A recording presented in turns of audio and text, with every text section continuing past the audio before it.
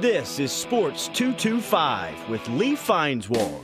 Sports 225 with Lee Feinswag is Baton Rouge's longest running and best television show. Who would have believed that? My best friend, Lee Feinswag, with the Christmas. Sports 225 is brought to you by Breck. Remember, it all starts at Breck. Now, your host, Lee Feinswag. Well, there's nothing better for me than Sports 225 with Ron Higgins of NOLA.com and a wealth of history about sports in the Deep South and the SEC. That's a heck of an introduction, isn't it? That means I'm friggin' old. That's a nice way to put it, a wealth of knowledge.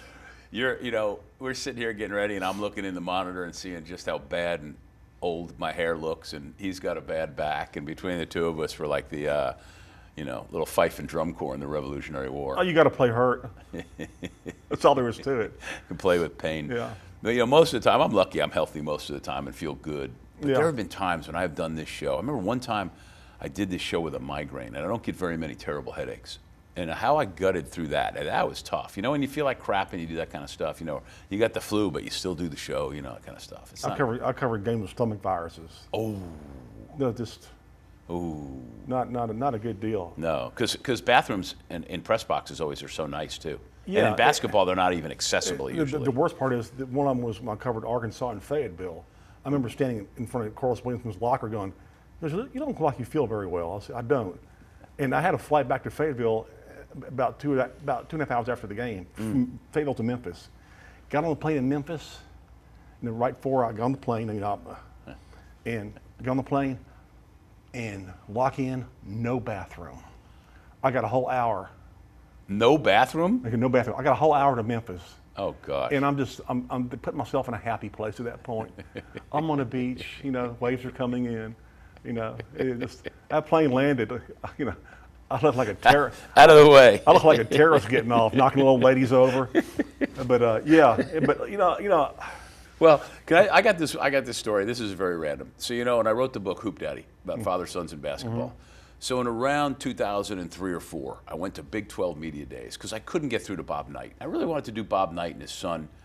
And you're a brave man. I know. So I'm at this hotel in Kansas City for Big 12 Basketball Media Days, and I see Knight.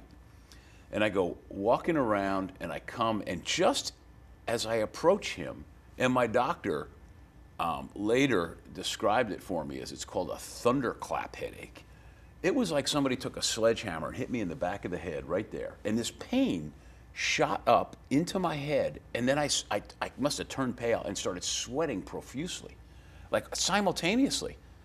And I sat down next to Knight and introduced myself to him and told him what I was doing. He looked at me and goes, "Are you okay?" And I said, "Actually, no, I feel really bad. I got this headache just started." Well, Blair Kirchhoff from the Kansas City Star and Times, great guy. He actually walked me over next door. There was actually a hospital literally right next door to the hotel down the plaza in Kansas City. And they did a CAT scan. I had an MRI done the next day when I got back here. God, it was one of the worst days of my life. It took about 4 or 5 hours before I finally stabilized. And the pain was so intense. Nonetheless, I give Knight a business card and everything, and he says, "I'll get back to you." And he has some little SID guy who sends me an email about 2 months later that says, "Lee, Coach Knight can't do the interview." That was it. Thanks. Yeah. So he was not in the book, and I almost died trying to interview him. Welcome to the old people edition, right here on Sports 225. Everybody's aches and pains, and That was awful. We're good. That was the worst sports writing day of my life. Okay. Thank you for making me remember that and visualize you in the Fayetteville press box. Yeah, and then on the airplane back to Memphis with no bathroom and sweating profusely, Well, for the two of you who are still left watching, Ron covers LSU and the SEC for NOLA.com and the Times-Picayune. And the big thing this week was, when I saw a referee I knew yesterday in the New Orleans airport when I landed and he was leaving, and I said, "Guess you didn't tee up too many people yesterday unless it was for not playing defense because he worked the NBA All-Star game." They have referees? Really? I've been like the Globetrotters, just run them out there and just, get them involved in gags. That used to be at one time a really cool sporting event, that game, and all the things that went with it. Now it's just a circus. It's unwatchable, and basically it's just a reason to gather NBA's corporate sponsors together to celebrate all the money they make. Basically what it is. The game's unwatchable. It's become that way. I mean, it's an absolute sham.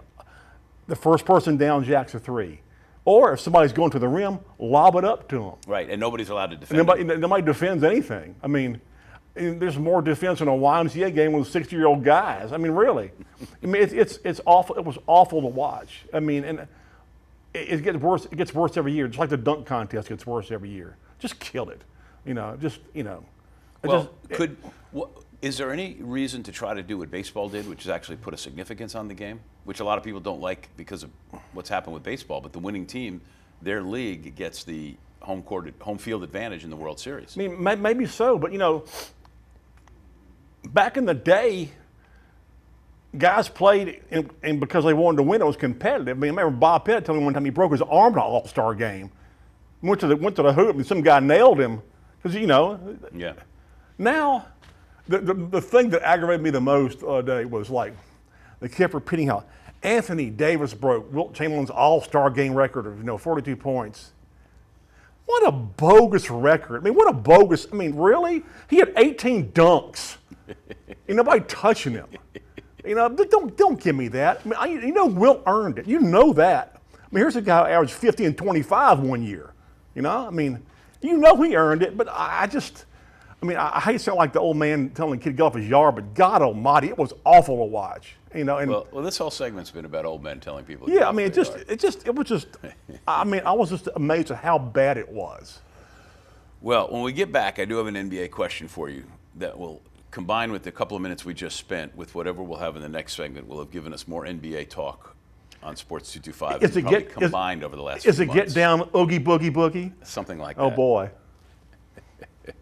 He's Ron Higgins. I'm Lee Feinswag at Sports 225.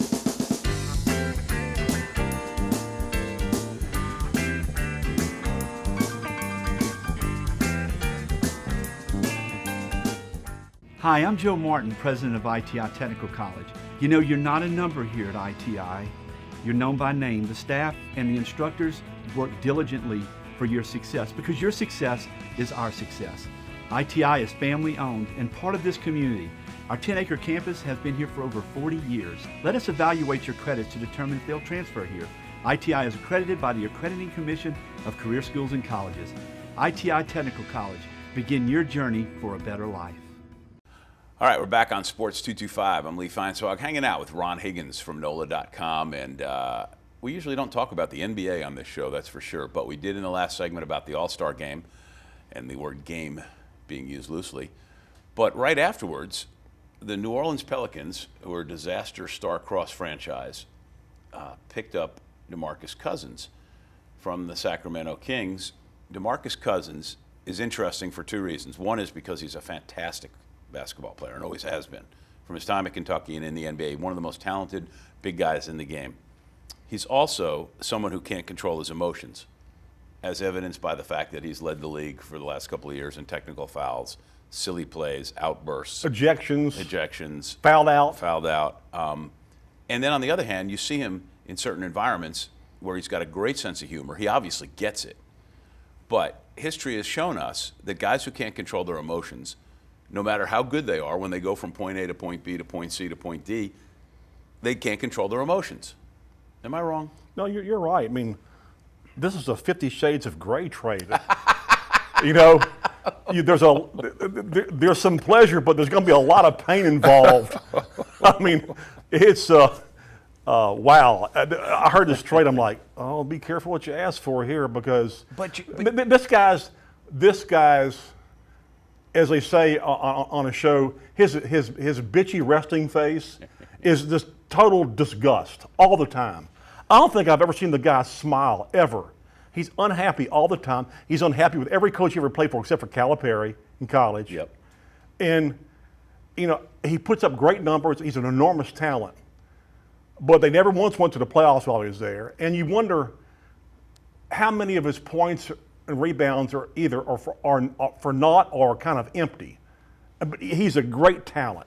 And obviously this was done to make Anthony Davis feel like, we're going to get you some help. Please don't go anywhere. Yeah. You know, and so we'll see what happens. Well, I mean, you're talking about a franchise that's going nowhere. They've been just treading water at best and swimming in it. And from a strictly basketball sense, they have nothing to lose because it's not like they're going to get any worse. They're not going to make the playoffs.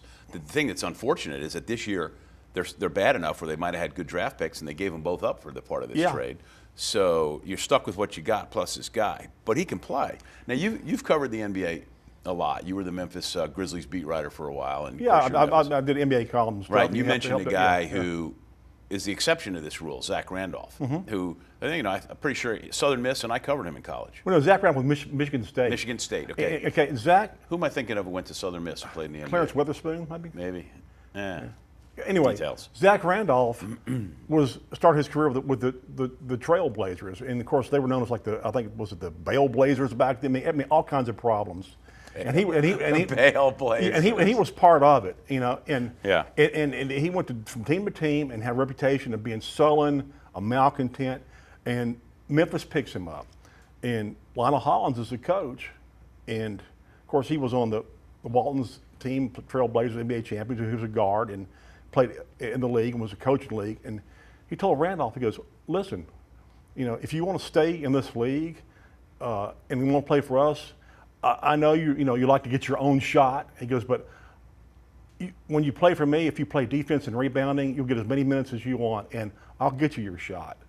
And bit by bit, he converted Randolph even off the court as a person. And now Zach Randolph might be the most beloved Grizzly in Memphis. It's amazing the total turnaround of this guy, and it can be done with the right coach.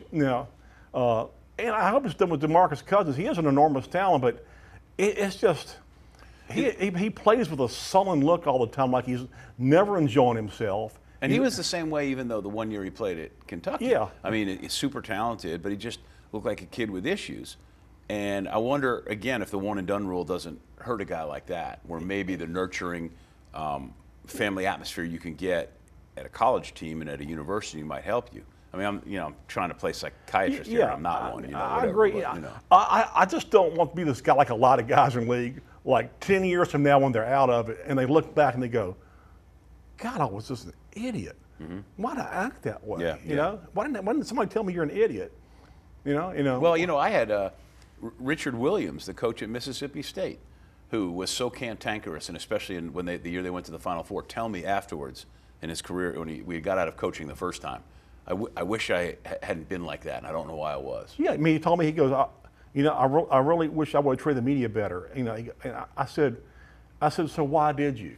I said, somebody would. He goes, I said, somebody would ask you a question about after a game, and you would just get bowed up. He goes, I guess it was because, I never played basketball. I was a math teacher, and I thought people were questioning my coaching ability. And I realized when I became a member of the media, they just wanted an explanation of it. They weren't like.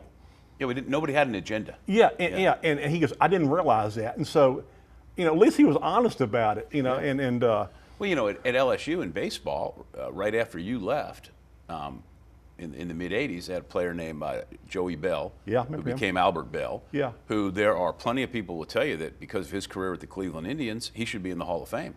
One of the best players during his era, fabulous, unbelievable career, but was so mean and so disliked that that's another issue I have with the Baseball Hall of Fame, which I think is as messed up an organization as there is, and that'll blow it up and start over. But there you go. Yeah, I mean, it's a lot of times people remember you for how you treat people. I mean, no matter how good you are, and if you're just a jerk all the time, they're going to remember you as a jerk, and it's a shame. And I hope Cousins, I really do hope he can turn it around. He is an unbelievably, his talents is off the charts. But those two guys alone, him and Randolph, two of the best people at their position in the league, but do they have enough going with them? Yeah, well, we talk about Anthony Davis. Do that. That's a good question. Who did I say? Randolph. Oh. But DeMarcus Cousins and Randolph. But they traded away some people they probably need, but then they gave up a lot, and the draft choices too. That's a good question. Who they got left? Drew Holiday, and the other guy they got in the trade, Castapi's not a bad player. People don't realize it. I remember seeing that guy play. I think it was he's coming out of high school and an international player. I remember watching him play, a nice shooter. So yeah, you don't know, that might be a bonus too. I would like them to look like an actual NBA franchise. That would be good.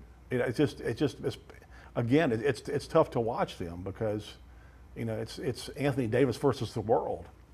I can't. Times that make me cringe, when my mind says the things that I said. So I can't wait until I go back and see the production value of this show later and look and see how I actually screwed up Davis and Randolph, and I'd rather not know. That's what I'm here for. Thank you. Okay. He's Zach Higgins, and and I'm Anthony Feinswagen. It's Sports 225, and we'll be right back.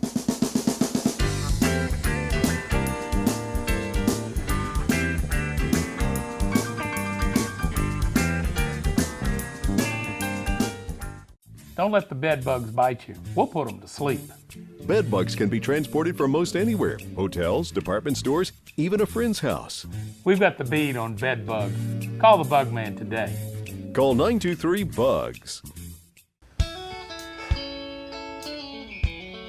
A moment of silence as we pause, and Ron and I were just talking about LSU basketball. So we're taping the show on Tuesday morning.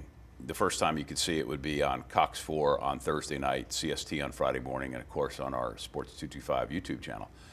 And the LSU basketball team plays Tuesday night, so the result will have been a moot point as far as this conversation goes. Either the Tigers will have shocked the world and won a game to break the long losing streak, or have set the school record for the most losses in a row. We've tied the school record at 14. Oh, gosh.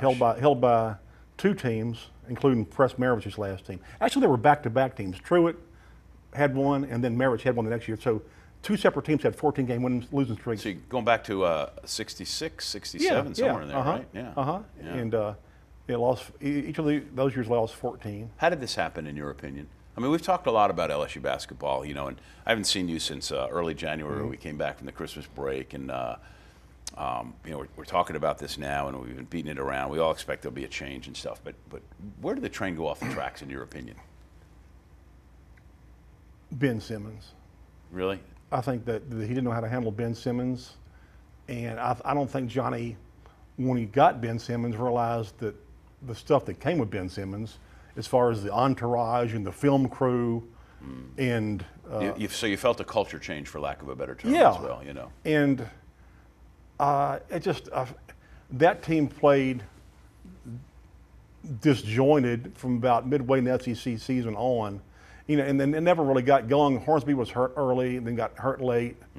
They got Victor, late in after non-conference play, and but even when the games they won, it was like every game was a struggle. And it's a team that never, like this year. I mean, this year's even worse because there's not nearly as much talent, and there's a team, an imbalanced roster of mostly guards and wing guys with nobody really long athletes. And frankly, they just basically don't run an offense. They've tried to run an offense that looked like the Harlem Globetrotters weave, recently, and basically all it's two Harlem Globetrotters references. Yeah, and all it's done was basically take the offense further away from the goal, and they never look inside and they jack up a shot. I mean, that's what happens when you don't have Meadowlark Lemon as your center. You can't get a good shot. Look, Superman. Even a hook shot. But let me ask you this. Because you've covered the league now, a really long time, and every sport, and not just basketball. We didn't expect the LSU basketball team to be good this year, but we thought maybe they might be decent, if you will, like middle of the pack, and maybe compete. I was trying to think of the last time an SEC team in any sport that we've covered became this disappointing. Wow. I know, and I did not throw this at him earlier. It's just that's a good one.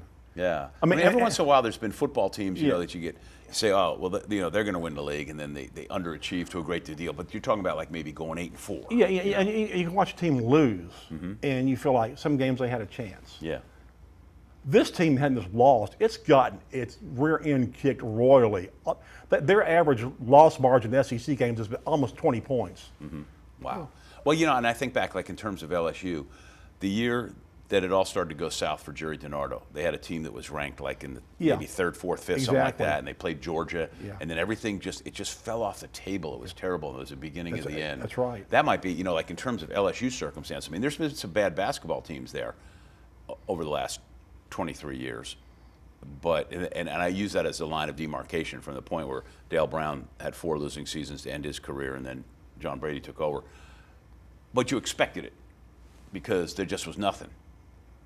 You know? But they're not even barely watchable because they don't do really anything well. They're fundamentally horrible.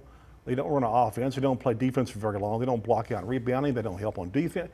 Every little thing checks, the box checks, and it's just like, and there will be a coaching change. There's no, it's just, you've got. I talked to Ralph Ukla yesterday, and Ralph Ukla was on the last team that lost 14 in a row, the Maravich, Chris Maravich's first team. He's a good guy. And he talked about, he goes, Ralph's had season tickets forever, and he says, I know season ticket holders that have been here for 30 years that they say this is the first time they've ever left games early this year. Wow. And all right, well, if we don't leave this segment right now, we're not going to have any time left in the last segment, because I know you want time to talk about how Tulane almost beat UConn in women's basketball last week.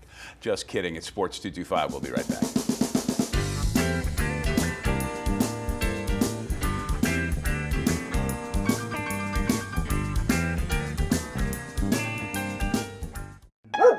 See that dog lover? About to unleash the terror hound on these friendly, unsuspecting canines? Well, I'm the human dislike button, and I see it too. Easy there, Cujo. Taking part in a dog socialization program at a shelter or pet store can help nip this problem in the bud. And no matter how well socialized your pet is, cleaning up the little rays of sunshine they leave in their merry wake is your responsibility. To learn more about me, go to breck.org/HDB. Coming down the home stretch of another Sports 225, go to sports225.com for the listings when you can watch the show on Cox 4, CST, or the Sports 225 YouTube channel, which you can link to right there on sports225.com. Thanks to John Williams from Think JCW for directing the show, and to Ron Higgins for being here. Always like Thank you. You're welcome. Did you cover baseball last weekend at the box? Yeah, opening series. It was a relief for LSU fans to see something win. And look good doing it. And granted, Army and Air Force were the greatest opponents in the world, but LSU came out and played superbly. Great pitching, even on the third game by Eric Walker, a true freshman.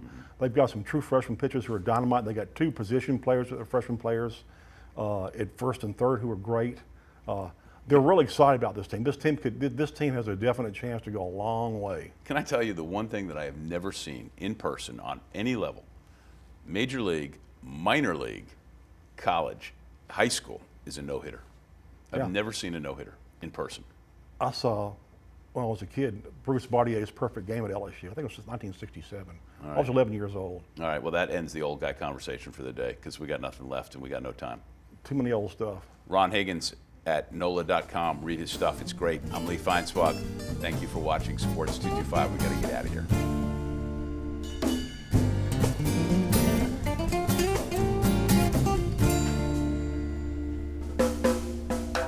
At carnival time by Baton Rouge Bay, that's the site of my story. At Spanish Town Mardi Gras, things can get blurry. See the mowers marching, prizes fill the sky. This Spanish Town Mardi Gras, may it never die.